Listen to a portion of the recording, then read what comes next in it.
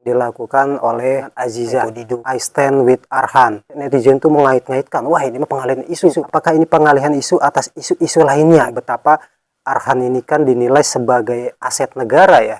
Secara tersirat ini Pratama Arhan merespon bahwa tentang narasi adanya anomali situasi dan kondisi yang dialami Indonesia. Peringatan darurat seperti ini, bahwa ini ramai lagi dipergunakan di era sekarang, mengingatkan bahwa dahulu Indonesia pernah darurat berdemokrasi. Akhirnya resmi memiliki channel pribadi. Ronaldo itu sempat dilarang untuk membuka channel pribadi di YouTube. Hapus secara sepihak ya akun Cristiano Ronaldo. Alasannya menarik tuh. Selamat bergabung Cristiano Ronaldo dalam keluarga besar YouTuber, mitra YouTube. Ya, selesai itu Mr. Beast.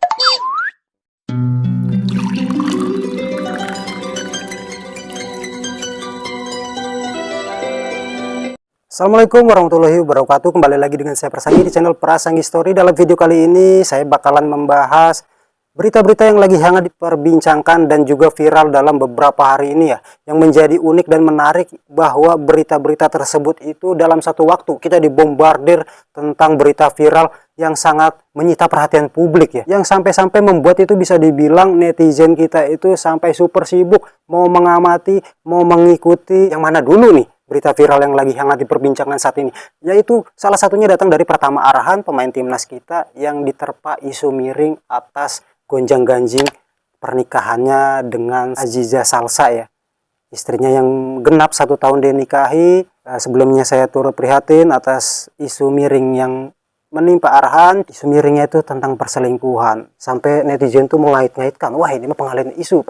Apakah ini pengalihan isu atas isu-isu lainnya gitu kan. Disclaimer sekali lagi, saya menyajikan informasi dalam video kali ini atas beberapa hal yang diberitakan viral dalam beberapa hari ini ya. Juga ada gerakan masif yang digaungkan oleh netizen kita tentang peringatan darurat mengenai atau isunya terkait tentang keputusan MK yang diabaikan oleh Badan Legislasi di DPR itu ya, terkait tentang pilkada yang akan diselenggarakan di daerah Jakarta.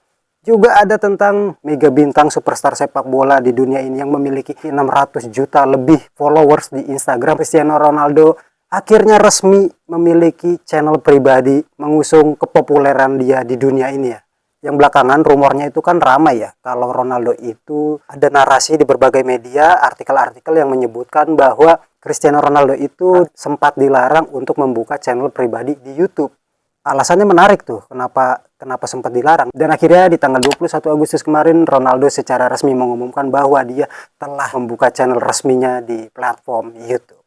Kita bakalan bahas di video kali ini, simak terus sampai habis. Kita mulai dengan yang pertama, datang dari Pratama Arhan, punggawa timnas kita yang memiliki trademark ataupun ciri khas dengan lemparan jauhnya saat bermain bola itu ya, lemparan ke dalam tepatnya kan, memiliki skill dengan kemampuan lemparan jarak jauh. Dan ada beberapa netizen yang berkomentar bahwa apa yang menimpanya ini pun kayaknya kejauhan gitu kan.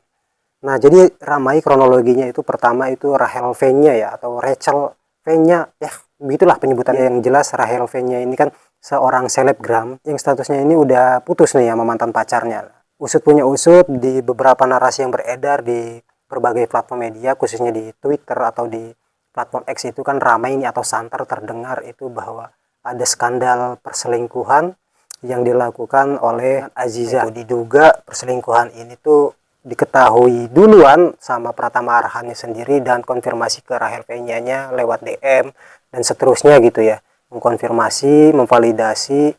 Ini sejauh berita yang beredar saya ikutin gitu ya. Malam itu juga, detik itu juga menjadi trending, hangat diperbincangkan khususnya di platform X itu, sampai akhirnya lintas platform gitu kan, lintas media sosial, tersebar di Instagram, di Facebook dan sebagainya lah. Pokoknya sampai ada gerakan dengan hashtag I stand with Arhan, atau kurang lebihnya memberi dukungan terhadap Pratama Arhan ini yang sedang diterpa isu nggak mengenakan kayak gini ya. Yang jelas Pratama Arhan dibanjiri dukungan, khususnya pasti ini didominasi oleh para pecinta sepak bola ya, khususnya timnas ya, yang betapa Arhan ini kan dinilai sebagai aset negara ya, yaitu sebagai pemain timnas, apalagi nanti ke depan kan bakalan berlaga di ajang kualifikasi Piala Dunia ronde ketiga. Apa enggak kepikiran gitu kan dengan permasalahan ini? Yang jelas dukungan mengalir jelas dari para netizen, bahwa sampai ada narasi satu pria tersakiti, maka pria lain merasakan. Kurang lebihnya kayak gitulah. Banyaklah mengalir dukungan-dukungan, dan akibat kekecewaan netizen mengetahui tentang adanya, bisa dibilang skandal ya, yang dilakukan pasangannya itu, kurang lebih kan netizen kecewa nih terhadap pasangan Arhan tersebut ya, Aziza tersebut ya. Jadi isu-isu lama, isu-isu lawas, berita-berita lawas tentang Aziza ini mengalir deras nih, tentang ya bisa dibilang agak mengecewakan dan bisa dibilang mengkhianati cintanya Pratama Arhan yang selama ini dibangun, yang dibikin romantis, setiap laganya tersorot dibikin romantis sama dia gitu kan, sampai akhirnya kejadian atau isu ini menerpa Arhan kan, jadi sontak aja banyak warganet itu mendukung, alirannya sangat deras ke Pratama Arhan. Dan perkembangannya Pratama Arhan pun dalam Instagramnya merespon di akun Instagramnya sendiri dengan mengunggah di Instagram itu foto pernikahannya bersama Aziza, memberikan emoticon yang menggambarkan emoticon yang bahagia gitu, yang menandakan atau secara tersirat ini Pratama Arhan merespon bahwa kayak nggak terjadi apa-apa, itu hubungan mereka baik-baik aja. Juga sebaliknya di pasangannya, di Aziza Salsa itu membuat story di Instagram story-nya itu bahwa terima kasih atas dukungan yang diberikan oleh netizen kepada suaminya Pratama Arhan, juga atas kegaduhan yang terjadi sejauh ini. Kurang lebihnya memberi poin bahwa mereka hubungannya baik-baik aja gitu. Tapi ya netizen udah kepalang menilai, pemberitaan udah terlanjur membanjiri timeline di media sosial akan isu perselingkuhan ini ya. Saya jujur nggak mau terlibat jauh lebih soal percintaannya mereka, soal urusan rumah tangga ataupun dapurannya mereka gitu ya kan. Kebanyakan netizen memang seneng banget nih sama cerita-cerita konflik yang kayak begini ya. Cuman ya baiknya kita bijak lah, itu kan urusannya mereka. Cuman yang dikhawatirkan ataupun yang menjadi perhatian kita, bagus narasi dukungan yang diberikan mengalir kepada Pratama Arhan itu tetap kita jaga agar mental itu terjaga dalam membela timnas juga gitu kan.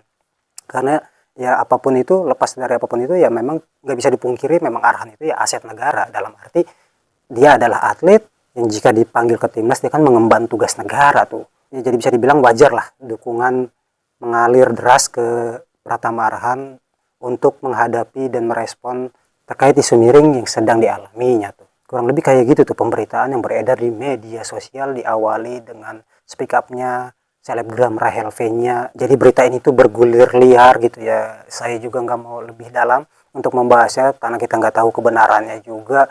Bisa kalian nilai sendiri lah. Kurang lebih cerita kronologinya kayak gitu. Sekali lagi saya disclaimer, saya cuma menyampaikan apa yang terjadi belakangan ini yang sedang ramai. Media sosial kita dibombardir dengan banyaknya pemberitaan yang viral dalam satu waktu, sehingga membuat netizen kita itu super sibuk beberapa hari ini ya dalam memantau, mengamati, dan mengikuti apa yang sedang terjadi. Nggak pengen ketinggalan berita gitu lah. Kurang lebih saya hanya menyampaikan dan menceritakan. Nah yang kedua datang dari gerakan yang dilakukan di media sosial tentang himbauan peringatan darurat. Sebenarnya ini adalah respon dari warganet atas kekecewaan bahwa narasi tentang terkait pilkada nanti di Jakarta itu, yang Mahkamah Konstitusi atau MK itu kan sudah memutuskan kebijakan atas threshold batas umur dan seterusnya tentang pilkada nanti yang bisa diikuti partai politik dan seterusnya. Cuman di DPR itu berkembang narasinya, ada beritanya banyak bertebaran itu bahwa badan legislasinya atau baliknya itu diberitakan mengabaikan putusan MK yang menetapkan suatu kebijakan dengan kebijakan lain. Jadi pada dasarnya, pada aktualnya pemberitaan yang beredar banyak itu bahwa DPR itu mengabaikan keputusan MK. Jadi DPR ini berlandaskan atau mengacu pada putusan MA, Mahkamah Agung ya, bukan MK. Nah, juga direspon, nggak lama kemudian direspon oleh presiden kita bahwa hal itu tuh sudah menjadi hal yang lumrah atau hal yang biasa. Kurang lebih kayak gitu kronologi ceritanya tuh, tentang banyak yang memposting peringatan darurat seperti ini warna biru. Nah, usut punya usut, peringatan darurat ini itu yang sekarang dipakai, yang banyak gelombangnya masif itu di media sosial ini usut punya usut itu udah keluar di tayangan televisi di tahun 1991 ya, tentang peringatan darurat dari pemerintah dikala itu tentang narasi adanya anomali situasi dan kondisi yang dialami Indonesia pada saat itu. Bahkan dikaitkan dengan isu anomalinya itu tentang ada makhluk jadi-jadian yang memakan atau memangsa korban gitu ya dengan cara yang mengerikan. Nah, ini warna biru ini peringatan darurat yang dari pemerintah ini resmi muncul di tahun 1991. Ini sekedar informasi bahwa ini ramai lagi dipergunakan di era sekarang, mengingatkan bahwa dahulu Indonesia pernah darurat, dan ini pesan yang ingin disampaikan dalam simbolisasi gerakan massal ini dengan memposting peringatan darurat yang berwarna biru ini adalah simbolisasi dari masa lalu yang sama persis mungkin keadaannya untuk situasi kondisinya Indonesia ini sebenarnya sedang mengalami masa darurat, walaupun beda konteks ya. Konteks yang saat ini tentang darurat berdemokrasi tepatnya. Banyak kalangan yang menyebut ini darurat demokrasi, sehingga banyak gerakan yang memposting template peringatan darurat seperti ini ya. Nah, menurut kalian bagaimana terkait putusan MK, putusan MA yang akan dipakai pemerintah nanti ataupun yang akan diputuskan DPR nanti untuk secara regulasi itu yang akan dipakai mekanismenya di Pilkada Jakarta nanti? Emang agak ribet lah kalau ngomongin politik. Ya kurang lebih gitulah ceritanya. Nah, terus datang lagi cerita di waktu yang hampir bersamaan, malam harinya saya buka IG, itu ternyata dikejutkan dari beberapa kesibukan memantau berita-berita yang tadi udah sempat kita bahas. Saya ceritakan tentang resminya Cristiano Ronaldo CR7, sang mega bintang superstar sepak bola yang bermain di Al Nassr kali ini, resmi mengumumkan memiliki channel YouTube pribadinya. Yang sebelumnya itu beredar rumor tentang bahwa Cristiano Ronaldo itu dilarang nih buka akun pribadi atau channel pribadi di YouTube. Karena alasannya, ini menurut artikel yang saya kutip ya, bahwa pihak YouTube itu belum siap atas kedatangan Ronaldo yang pasti akan secara masif, secara besar-besaran mendulang cuan, mendulang uang di platform YouTube itu. Nggak tahulah kekhawatirannya dari mana. Apakah YouTube, dari artikel yang semacam ini penafsirannya jadi kayaknya YouTube takut bangkrut kalau Cristiano Ronaldo buka channel.